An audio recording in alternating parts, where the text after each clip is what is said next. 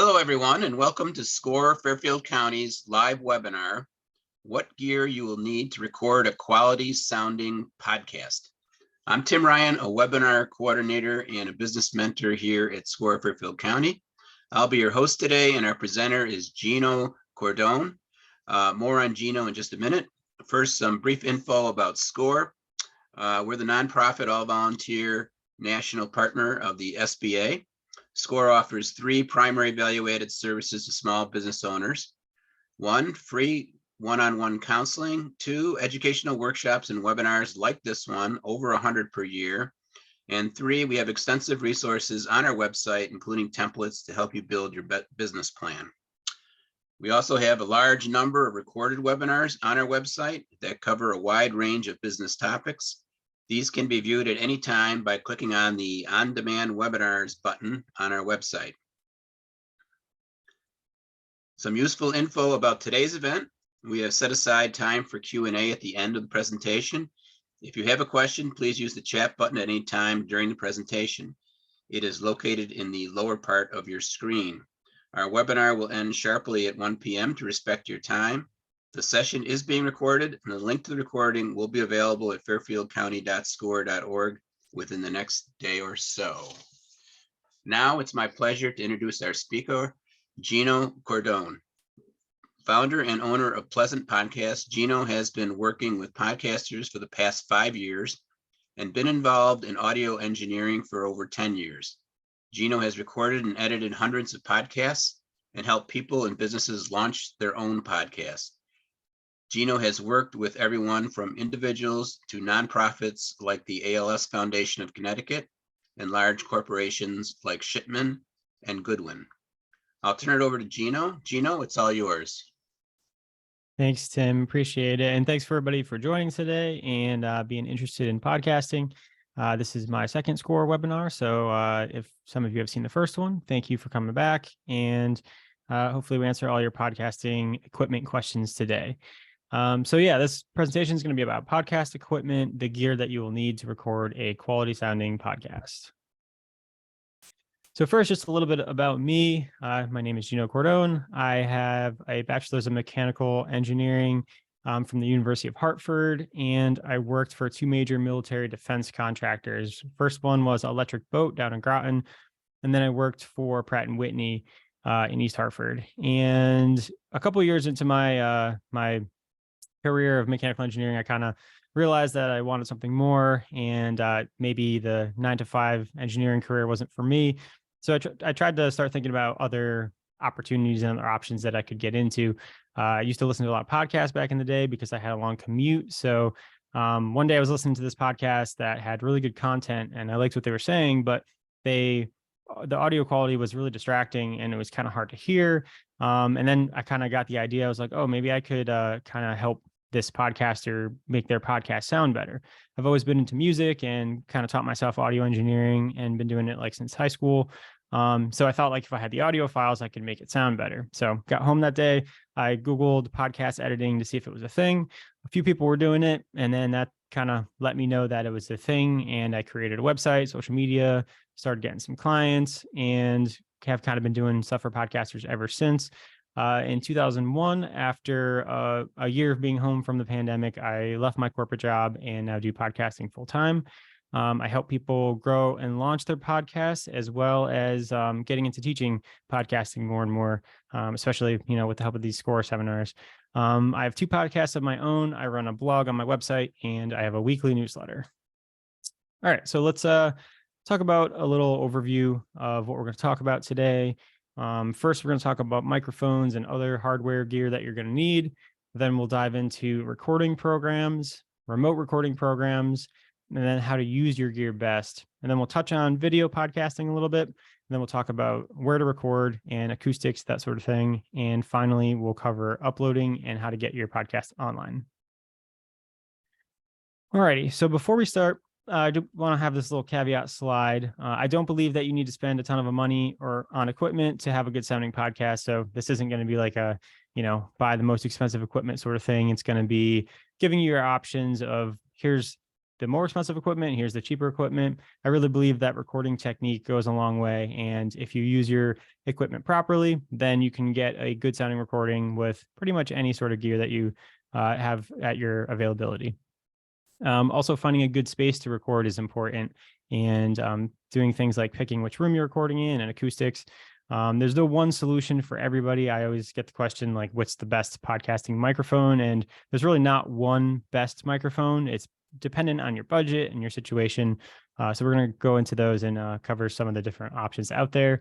And the things that I'm covering today aren't going to be the only way to record a podcast. There's other options out there. There's always technology that's improving and new gear coming out. So it's kind of an ever evolving thing. So this is kind of just the things that I think are good tools and stuff I've had experience in and that sort of thing. Alrighty. So to record a podcast, you need three things. You need a microphone, you need your computer, and an audio recording program. So we'll first talk about microphone, and there's two different types of microphones that can plug into your computer. There's either XLR microphones or a USB microphone. And then once we look at the different types of microphones, there's a condenser and a dynamic microphone. And the condenser and dynamic can both be USB and XLR. And we'll get into that a little bit more. First, let's talk about XLR microphones. So XLR microphone is a standard microphone cable. If you were to go to a concert and see a singer, singing up with a microphone, they'll have the XLR cable that plugs in that microphone into whatever board they're using. And you could see an example of the XLR cable on the right-hand side picture here. It's kind of got like a little 3-prong thing, and it plugs into the microphone. And so the industry standard microphones for broadcast and radio and podcasting have been for a while the Shure SM7B and the Electro Voice RE20. Those are pretty much the two microphones that you'll see at any radio station. A lot of the big podcasters use these microphones, and in the middle picture there is the Shure SM7B. It's a very recognizable microphone, and I'm sure if you've watched a podcast on YouTube, you've seen it. Some more budget XLR microphones are the Shure SM58, which is a $99 microphone, and that's the one pictured on the left. This is a very well-known microphone, and it's used everywhere from political debates to, podcasters and music and recording studios and all that sort of stuff. So it's a very good microphone. And with the use of an XLR mic, you have to keep in mind that you will need a separate piece of equipment to record on your computer called an audio interface. And I have a slide on audio interfaces a little bit later, but I want to continue to talk about some more microphones, USB microphones. And somebody wants me to explain the terms that I'm using. Not sure which terms you're referring to, but if you put it in the chat, I can help define those terms. But we'll keep going on USB microphones. So this is a USB microphone. It's the Shure MV7. And this microphone actually has an XLR connection and a USB connection. So you can actually use it in both ways, which is pretty convenient. And this is kind of a newer microphone that came out in the last couple of years. It's kind of the USB version of the Shure SM7, but it is a little bit cheaper at $250. Some other microphones that are good USB microphones for podcasting are the Blue Yeti, which is a condenser microphone, and that's around $130. And then there's the Rode NT USB Mini, which I also like for reasons that I'll explain later in the presentation. Another thing to keep in mind with I will get into the definitions between condenser and dynamic mic in the next slide. So don't worry, I'm going to cover it. Another thing to keep in mind with a USB microphone is having a gain control knob, which is what you can see right here on the left picture. This is basically what's going to set your level of your recording of your microphone. So you can turn it up to record your voice louder or turn it down to record your voice quieter. And to be able to have that on your microphone is something that you would want in a USB microphone. For this Shure MV7, there's like a little touchscreen thing here where you can kind of adjust that setting. So the difference between The condenser and the dynamic microphone is basically just the way that they're constructed. They have different internal hardware that allows them to record sound differently. But for podcasting, and there's two diagrams on the bottom there that kind of show the difference between the two. But without getting too technical, basically the difference between the condenser and the dynamic is a condenser is more sensitive and it could pick up a little bit more background noise. It does provide a little bit more detailed of a sound, where a dynamic is less sensitive, which means that it's better at rejecting noise. So kind of depending on your situation, you can use the pros and cons of each of those microphones differently. So for example, if you are in a not ideal recording setting and you have some background noise, a dynamic mic might be a better choice to use than the condenser microphone. And both condenser and dynamic microphones come in USB and XLR inputs.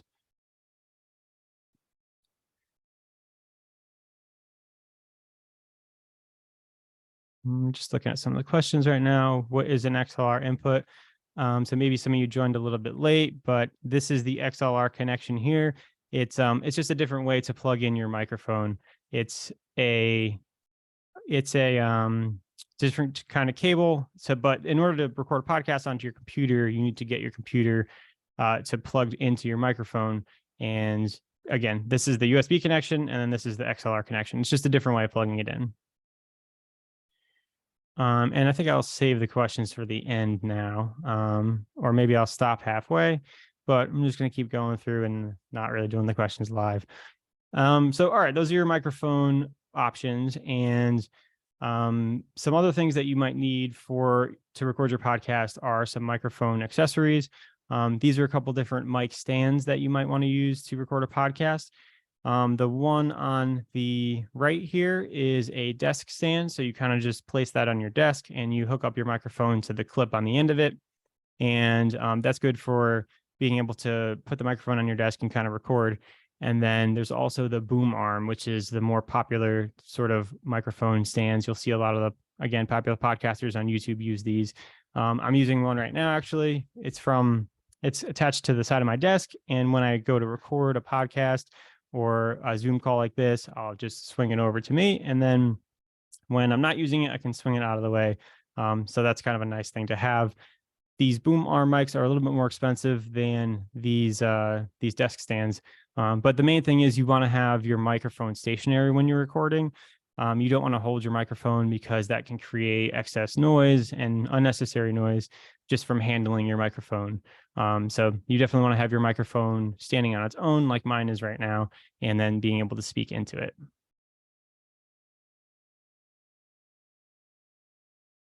Alrighty, and the next piece of gear would be a pop filter, and I would highly recommend that you use a pop filter for your recording of your podcast. A pop filter is a tool that can help to reduce plosives in your speaking. And a plosive is when you use a word with a hard consonant like a T or a P. So, a word like train or positive. When you say those words, you have, unknowingly, you have a little bit more air coming out of your mouth when you're speaking those words. So if you have a microphone that's right up towards your mouth, it can overload the microphone and actually cause distortion in your recording. So by having these simple filters, it actually helps redirect the air that's coming out of your mouth. And, you get a better sounding recording because of it. So there's two different types of pop filters. One of them is the more traditional pop filter on the left here. It's kind of a piece of plastic with a couple layers of mesh screen. And like I said, so when you talk into that, it kind of helps redirect the flow of air that comes out of your mouth, therefore not overloading your microphone. The other kind of pop filter is called a windscreen, and that's actually what I'm using here today.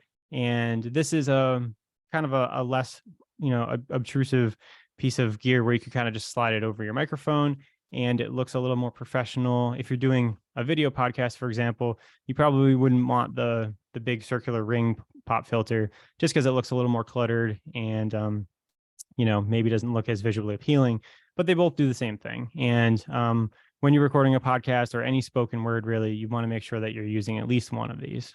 And they're very cheap pieces of equipment. And another thing that I forgot to mention earlier is when we send this presentation out later, I actually have links to all of these slides. They all have links to the gear that I'm talking about. so you can see what it looks like. You can price it out yourself and see if it's something that you're going to need.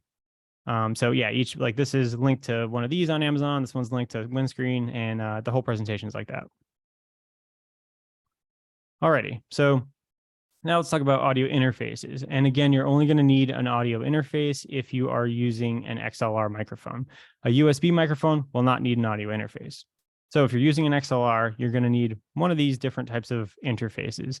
The one up on the top is a one-channel interface, meaning you can plug one microphone into it. So if you're doing a solo podcast, that's probably all you're going to need is a one-channel interface because you're only using one microphone.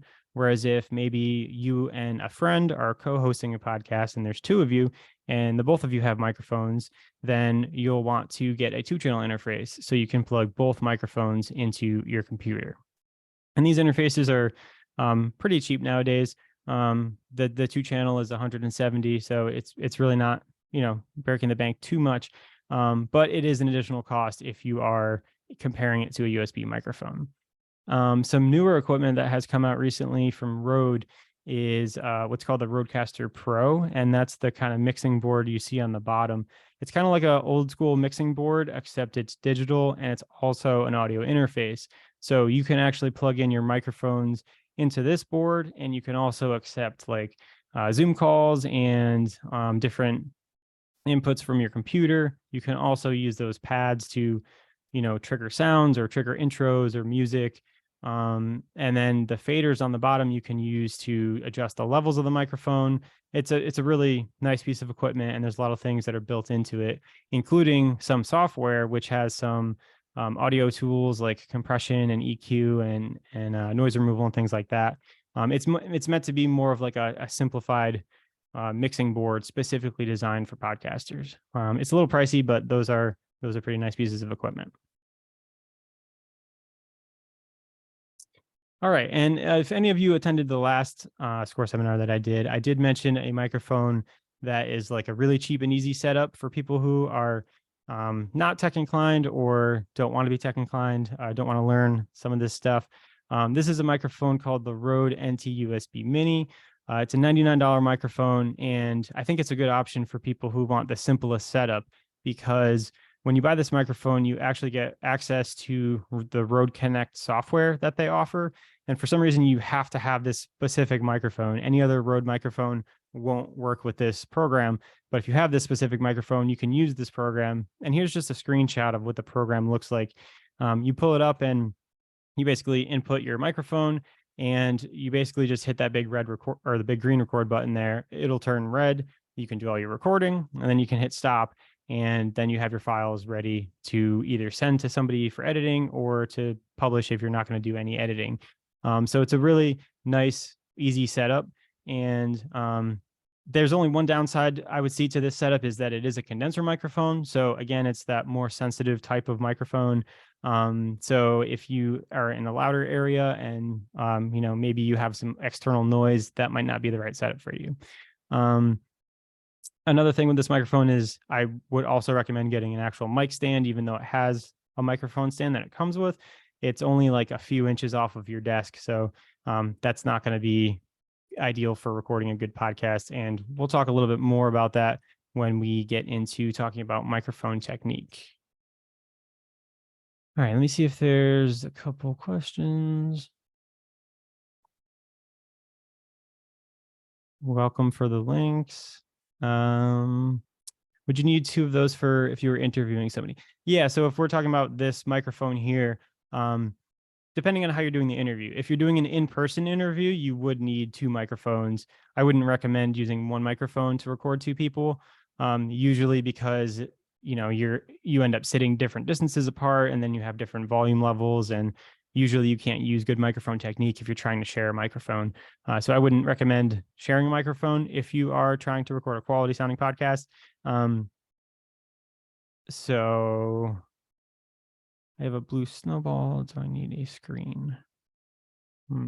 Yeah, I would use a pop filter for a blue snowball.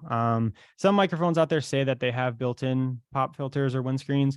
but they really don't. But a test you could actually do to see if you actually really need a pop filter is to just say a bunch of words with those hard consonants. Again, like words that start with P or words that start with T, and do a recording and see if you can hear your microphone being overloaded or if it's distorting. You'll be able to hear that when you listen back to it. So to do a test on it and see if you need it. And if you do need one, like I said, they're pretty affordable and they're pretty cheap. You can get one for like 10, 15 bucks. So I would recommend just having one anyways. Alrighty, so that gets all the hardware stuff out of the way. Now I want to talk about computer and computer programs. So I guess maybe if we have any questions about the hardware, now would be a good time to put it in the chat. And maybe I'll give it a second to see if we have any more questions on the hardware that I covered.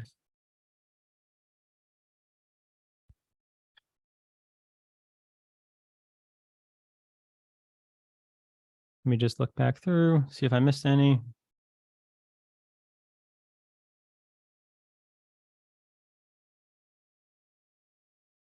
Yeah, so again, if there's any term that you don't understand or you'd like me to define, just put the term in the chat and I'll define it for you.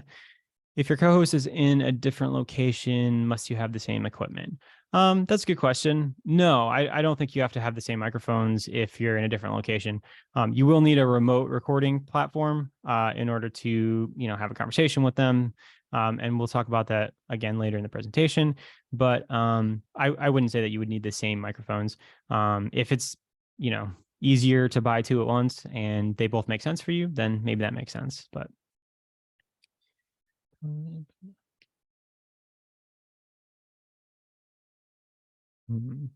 somebody's taking a video of two people talking to each other. Which mics do you recommend?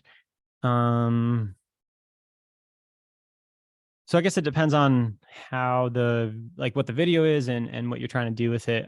Sometimes if you're doing like maybe a website video or something like that, and you're doing a video of somebody, I think somebody mentioned earlier a shotgun microphone. That could be a good solution to trying to capture more than one person at once. I didn't cover that in here because I wouldn't really recommend using a shotgun mic for like yourself. But if you're trying, basically a shotgun microphone is something that you use and it's very directional. So you can point it, in a direction, and then it will be able to catch the noise from a further distance than a normal microphone. So shotgun microphones will be good for that if that's what your situation is. Hopefully I assume that right. The Audio Box USB 96. I have not heard of that microphone. Having problems setting it up. I don't know if that's an older microphone. Maybe you need some sort of driver or something, but it's not a microphone I'm familiar with. Maybe you could send me an email at the end or something with your specific situation, and I can help you with that specific problem. But alrighty, let's keep going into computer programs and MXL 990. One more question just came in. I've used that microphone many times. I think they're good microphones. They are a condenser microphone, so again, more sensitive than the dynamic microphone, but they're good microphones.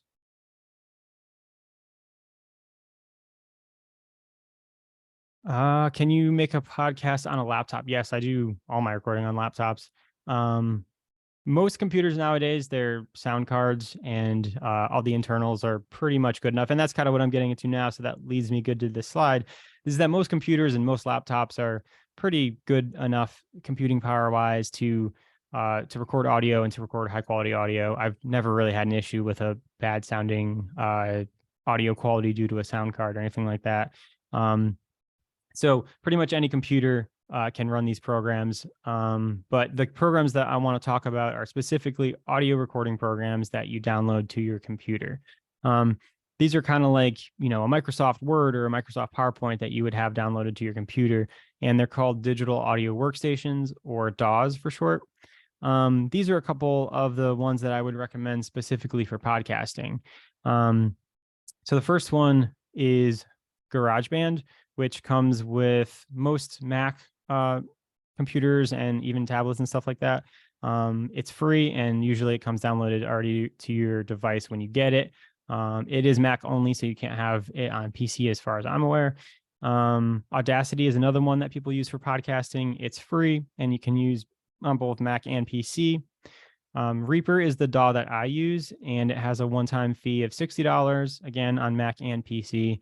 And then there's Adobe Audition, which is a lot of podcasters use and a lot of people in the industry use, but it also has a $20 a month kind of subscription fee for it.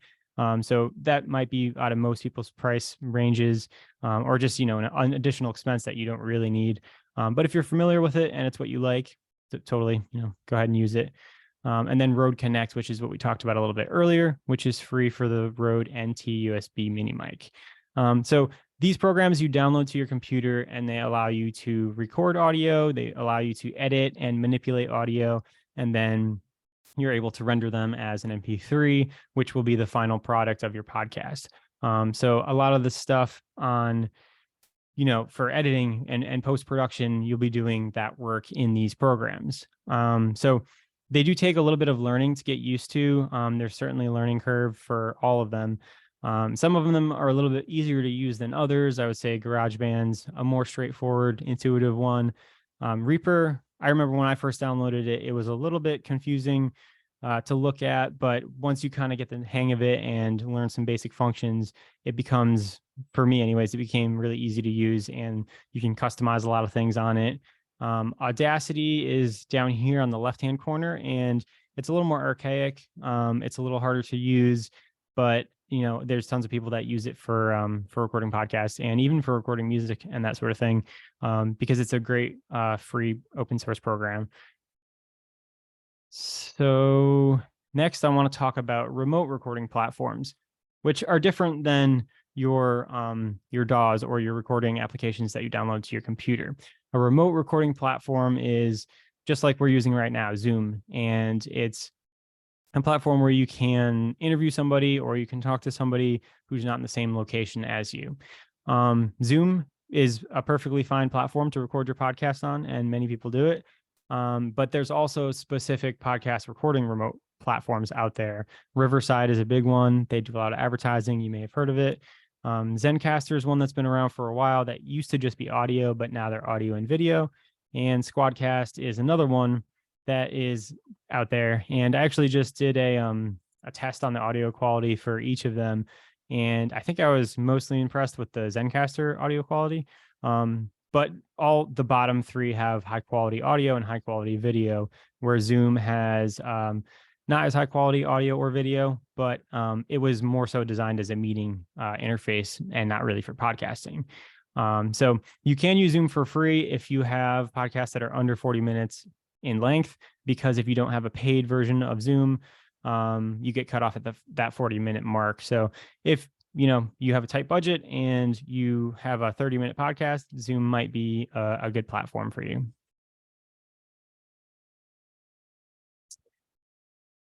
And again, these are all linked to the websites to where you can read the differences between them, and you can see which one will work best for you. All right, so next I want to get into microphone technique. Maybe I will look at some questions.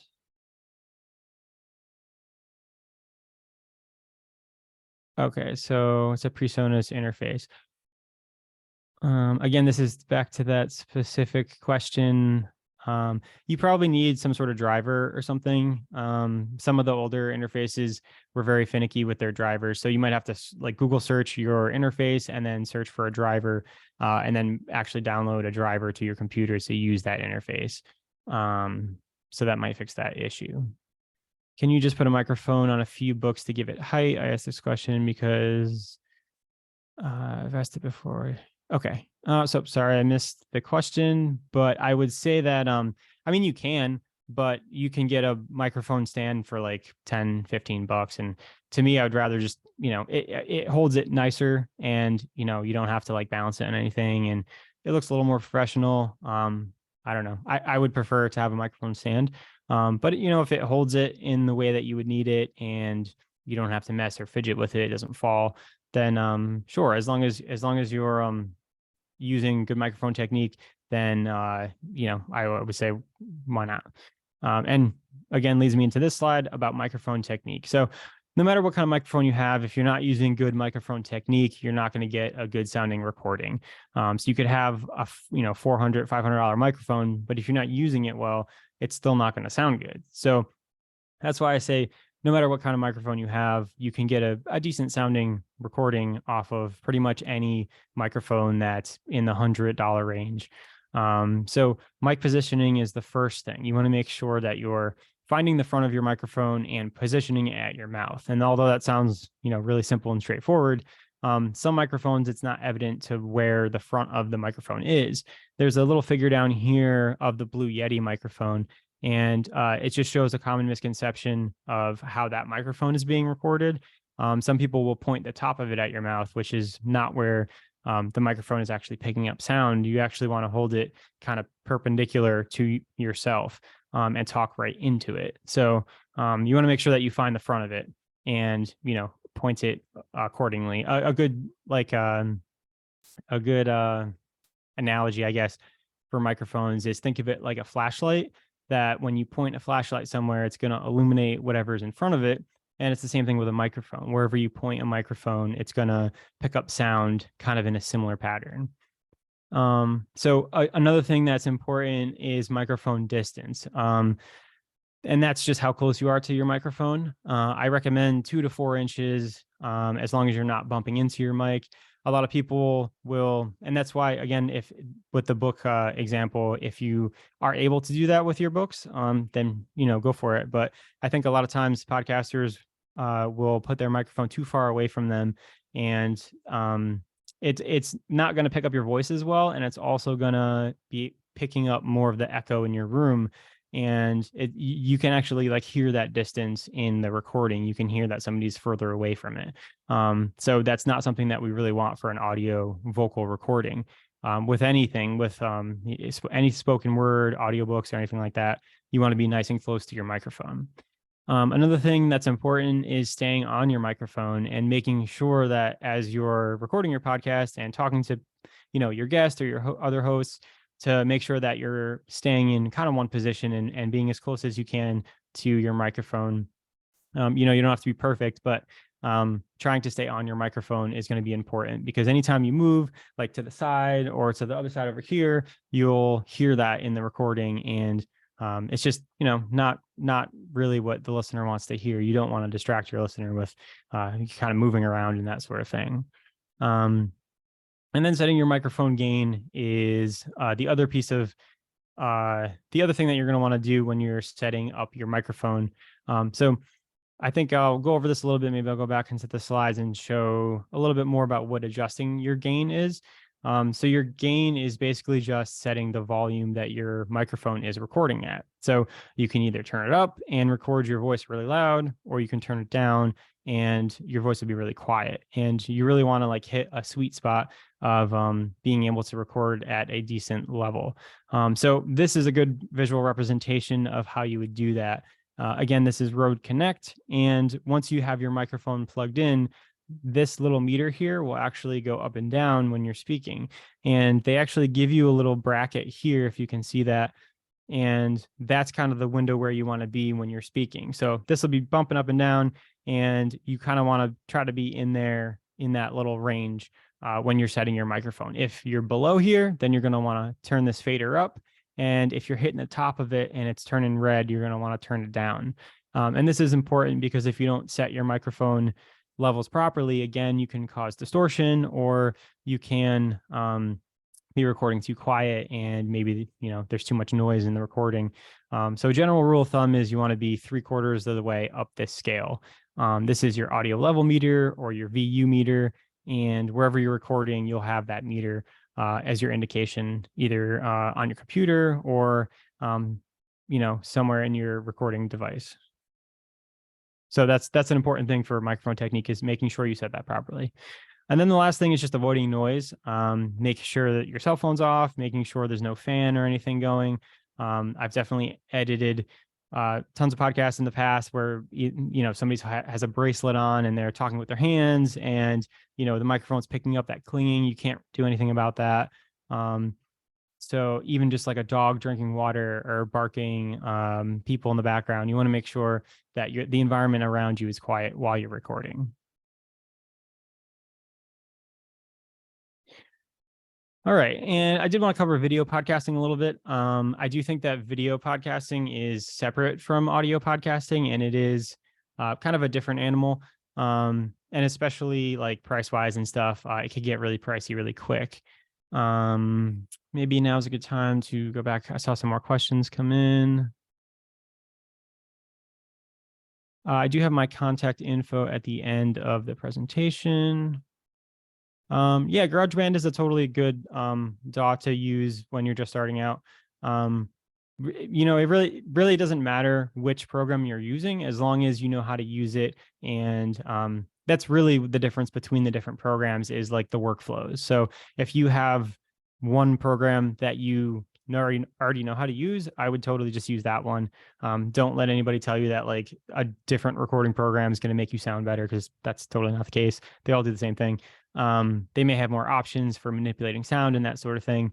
But GarageBand is just fine for podcast recording. Different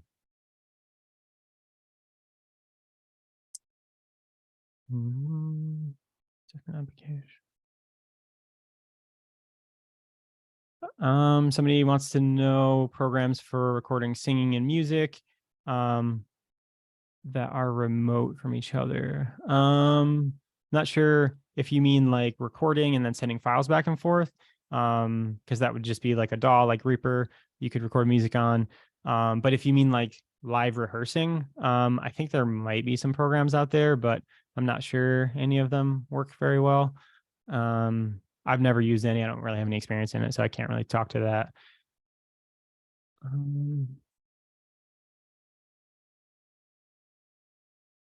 I'm not speaking in the top of mine.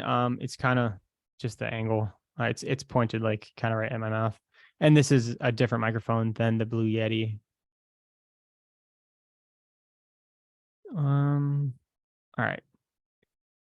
Let's get into video podcasting. So, there's a couple different ways to record a video podcast. It is definitely, like I said, a different animal. So if you are doing your podcast like 100% on remote recording platforms like Zoom or Riverside, it is easier to record video because you can just use the camera on your computer, like somebody asked, to record yourself. But I mean, you know, it does have limitations. I mean, it's only going to be this one view, and it's usually kind of on top of you, and it's not like the best looking video. If you ever go to YouTube and just search podcasts, really what the big podcasters are using is they're using these really professional, like this Canon Vixia G70 up here in the right-hand corner, which is a $1,200 camera, and they usually have 2 or 3 of them for different camera angles. So it can get really pricey and really complex. But if like I said, if you are using the remote platforms, you can get kind of a lower quality sort of video and not as nice of an angle, but it's great for creating stuff like Instagram Reels and those TikTok videos and clips that everybody wants. It could be a way to advertise your podcast that way. So I wouldn't discourage using it like that, but just know that it's a different sort of thing. It's not going to be like the podcast that you see on YouTube. So I was looking for a while actually for a video camera that was on the cheaper end, because a lot of the problems with the point and shoot cameras that shoot video is they all have this like this cap on how much recording time you can do with the camera. They usually all have this automatic shut off at like 20 or 30 minutes. And that really doesn't allow you to record a podcast, because then you kind of have to start and stop in the middle of your podcast and get another file, and it's not really ideal. But there is this one camera called the Sony Alpha 5000 that is a point and shoot mirrorless camera, and you can get them used for around $300. And they actually have a hack online that it's like a little piece of software that you can download to the camera. You plug your camera into the computer, and it can actually bypass that. So this is an older camera. So again, it's not a 4K camera. It's only 1080p. But it is kind of a workaround if you want to have a 3 camera setup and kind of not break the bank. That could be a simple way of doing it. I actually wrote a blog post about how to do that to this camera, and it's at this link here, the simple hack link. Another thing that you might need if you're doing a multi-camera setup is a video switcher. And this will allow you to switch your camera angles during a recording. And that way you don't have to really do all that in editing, and that can save you a lot of time in post-production. And this Blackmagic Design switcher here is something that's going to allow you to do that. You can kind of see the numbers down here, 1, 2, 3, and that allows you to kind of switch the camera angles live, which again will help you in post-production. Some quick video editing tools. You actually can edit video in Reaper, and you can render video in Reaper, but it's a very crude kind of cut and paste edit. It's not really like a professional video editor. DaVinci Resolve is a more movie focused editor that is free and is a really good program, and a lot of people use it. And then another tool that you might want to use is OBS, which is more so used for streaming. But if you plug in your camera into your computer with a capture card, you can actually kind of like live use your video and then record that video on the OBS software. So that could just be another way of doing it. And then a couple video rules to follow if you are recording your video, even if you're recording like, from Zoom or from your laptop webcam, just to follow the rule thirds, to kind of put your eye line. You could see the picture there on the screen. That's kind of where you want to put your eye line if you divide the screen up into 3 sections, which makes sure that you're in focus, not in focus, but in frame, and you have you're centered and you look good in the camera. Another thing to pay attention to is what's in your background. That's another thing, is sometimes if you don't pay attention to what's in your background and you're recording a podcast, you got a bunch of junk and garbage in the background, it's not really going to make for a video that looks very good. So make sure to clean up your background and put some things behind you. Avoiding any light sources in your background. So like this window that I have here is definitely distracting. Not a good thing to be having in your video if you're recording a podcast. And then you also want to make sure that you're well lit so people can see you. So to use either natural lighting or overhead lighting or anything like that. Alrighty, so now I want to talk about acoustics a little bit, and this is important when you're deciding where to record your podcast. Echo is definitely the enemy of podcasts, or the enemy of good sounding podcasts. So you definitely want to try to avoid any rooms with a tall ceiling, a cathedral ceiling, or very open layout room. The smaller the room that you pick, the better that your recording is going to sound, because it's not going to have as much echo. It won't have as much, your voice won't have as much time to bounce between all the walls and ceilings that are in your room. So I've even heard of people recording inside of their closets, which is a perfect place, like a walk-in closet, which is a great place to record a podcast. I do want to talk about the differences between a reflective and an absorbing surface. And this diagram does a really good job of explaining the differences between the two. And so a reflective surface would be something like a wood floor or a tile floor, something like a window or a glass slider. And an absorbing surface would be something that's like a curtain or carpet, even like a couch or a bookshelf, something like that. And depending on what's in your room, this all kind of contributes to affecting how much echo and reverberation is going on in your room. So if you can try to have more absorbing materials than reflecting materials, that usually will have a better sound for recording in.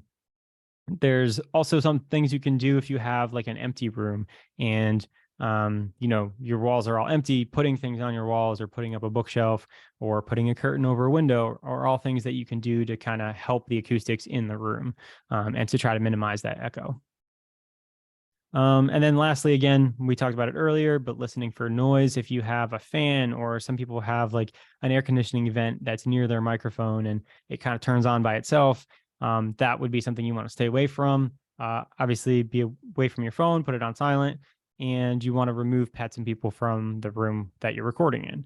And just these kind of things you can think of can all contribute to recording a better sounding podcast. Somebody says a Lume Cube works well for lighting. for Zoom calls. Not something I've heard of before, but thank you for the recommendation. Alrighty, and we're almost getting done with this presentation here. And I want to talk a little bit about finishing your podcast and getting it online and the tools that you can use for that. Want to quickly cover file formats. When you're rendering or you're exporting your podcast from your either the post-production software that you're using, or even if it's just from Zoom or from Riverside, when you upload a podcast, you want to make sure that it's an MP3 format. And that's because it is a compressed, smaller file size. You will see that you might read online that WAV is a higher quality file format, which it is. But when you are uploading to streaming sites, you want to make sure that you're using an MP3 because people are streaming this and they're using that data. So you don't want to have really big file sizes. And a lot of the uploading sites won't even let you upload a file that's that big. So you're going to want to stick to an MP3. And they say that the difference between an MP3 and a WAV isn't really audible for most people. So you're really not losing too much quality. It's just kind of the file size. So make sure that you're in MP3 file format when you go to upload. Alrighty, now let's talk about hosting sites. And this is how you will get your podcast online. You will need to have a podcast host, which is similar to a website host like GoDaddy or Squarespace or something like that. It's a place where you can upload your podcast and you can kind of run your podcast from. So there's a list of different monthly subscription paid services that range from $9 to $50 a month, depending on which one you need and which service tier that you need. But then Anchor is also free, which is by Spotify. So it does have its limitations. You don't have as great like analytics and different things that could be helpful for your podcasting.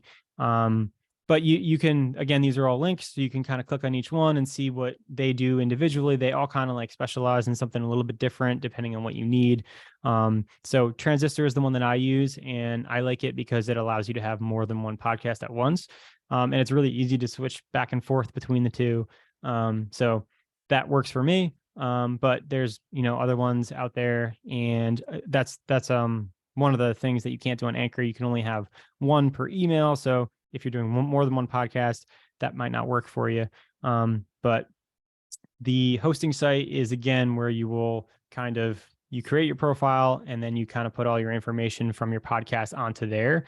And then you can then distribute your podcast to the different streaming sites from there. So for example, this is my Transistor and, my podcast from my Transistor site. So this is my podcast hosting site. Inside of it, there's a tab called distribution. And then this is how I actually get my podcast to be on places where people can listen to it, like Spotify or Apple. And I would encourage you to make sure that you're on every single platform that's out there, because sometimes, people in other countries don't use Spotify or Apple. They use the different ones that you wouldn't think people listen from. And it usually just takes a click to actually get on those platforms. So make sure you set that up beforehand. And once you distribute your podcast one time, then you don't have to do it again. And you can just log into your hosting site and upload each episode, and it'll automatically distribute to every other place that your podcast exists. So that is uploading and hosting. And again, you can look at these different hosts and maybe pick one that's best for you.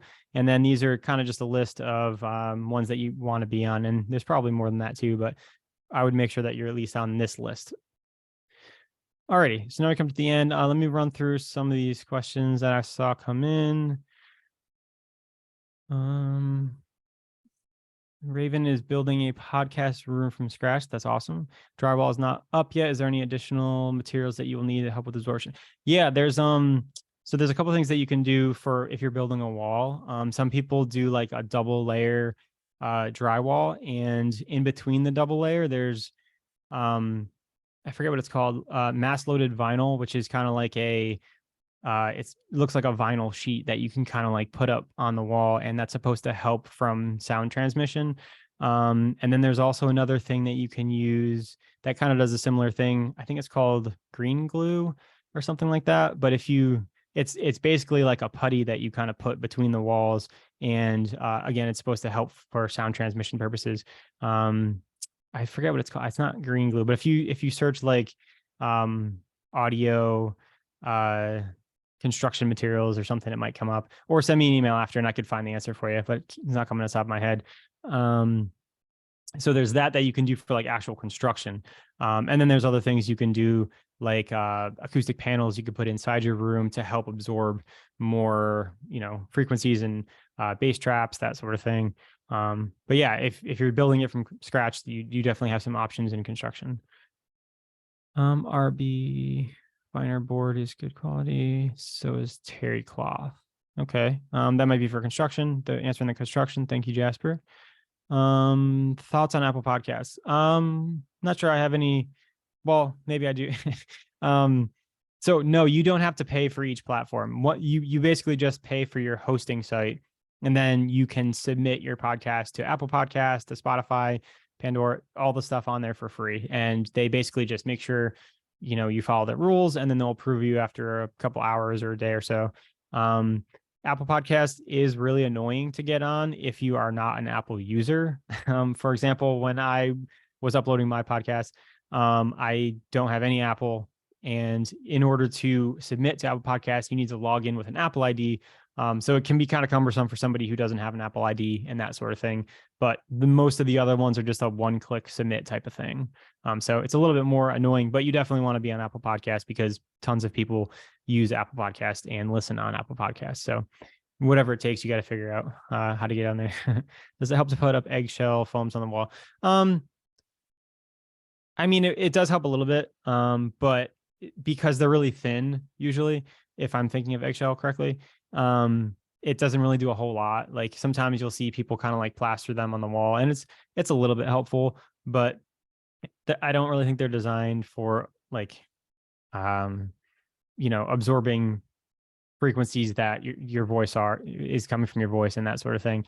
So it wouldn't hurt, but I don't think it's going to make too much of a difference unless you like line your entire room with it. Then maybe it might help a little bit, but I would lean more towards the specific acoustic panels that are out there for this purpose. So sometimes they can get a little pricey, but you can actually create your own. Like this one behind me, I actually made with just some like normal insulation, like the pink insulation, and they actually make acoustic specific insulation. And you could just kind of like put a roll of it in there, and then I framed it with like some 1x1s or something like that, and then covered it and stapled it with some fabric that I found. And I think that would do a better job than the egg crate. So if you have a stapler, you can get this wood pre-cut at Home Depot, and it's pretty easy to put together. How long would you estimate spending? Yeah, so it kind of depends on how you edit. The question is, how long would you spend on editing a podcast before uploading? To me, it would be until it's finished. The podcast that I edit, I do a really detailed edit, and I listen to the entire episode and basically make sure it sounds as fluid as possible. So usually a 30-minute podcast could take me an hour. If it's really needs a lot of editing, it could take me 2 hours. But it kind of depends on, if you got the time, if you're paying for it, if you can afford it, those kinds of things. There's people that put out podcasts that aren't edited, and sometimes that's fine. It also depends on how well spoken you are and how confident you are with your own voice and that sort of thing. So again, kind of not really an easy question to answer, but editing is very time consuming, even if you are very good at it. Thank you for all the good feedback. Listenership is down post-COVID. Is starting a podcast now a bad idea? I don't think starting a podcast is a bad idea, but I would recommend going into it with a plan and kind of thinking about what your goals are, and definitely figuring out like what your niche is and what makes you different. I think starting a podcast, that's kind of just a general thing, and this is my opinion, but just starting a podcast that's like a general sort of thing could be tough to catch on if you're not a celebrity or nobody knows who your name is. So I always encourage people to like really figure out what it is your podcast wants to be about and what separates you and makes you different. And, kind of thinking about it like a business and a business plan, and thinking, who's my target listener and who do I want to reach and who do I want to talk to and that sort of thing. So I think that can help as far as starting a podcast now. Somebody says, I record videos on my laptop and upload them to a cable station. Can I use my podcast for this, or is it entirely separate? Not sure what you mean. But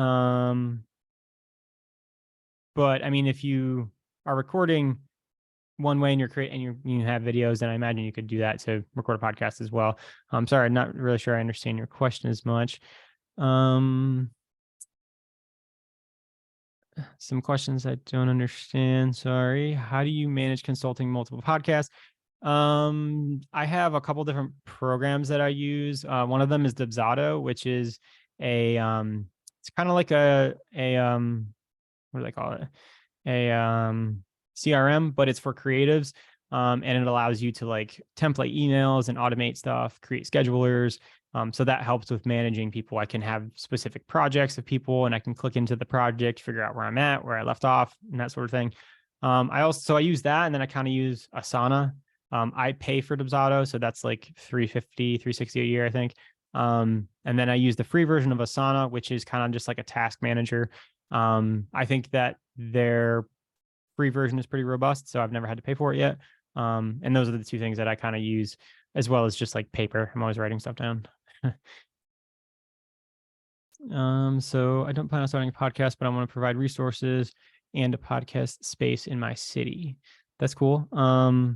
It sounds like you want to maybe create a podcast studio or maybe a content studio. That's awesome. I think that's more a comment, but let me know if you make any progress on that, and feel free to share. Oopsies. I know we're running out of time here a little bit, but I plan to record